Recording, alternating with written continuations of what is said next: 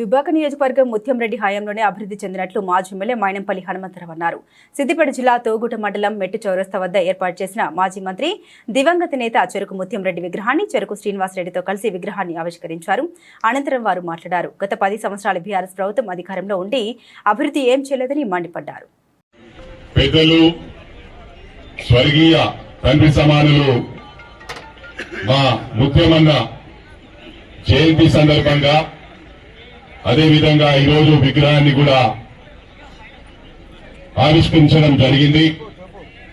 ముఖ్యంగా ఒకటే గమనించాలి, గతంలో కంబైన్డ్ స్టేట్ లో ఉమ్మడి రాష్ట్రంలో మీరందరూ కూడా గుండె మీద చేసుకుని ఆత్మ పరిశీలన చేసుకునే అవసరం ఉంది.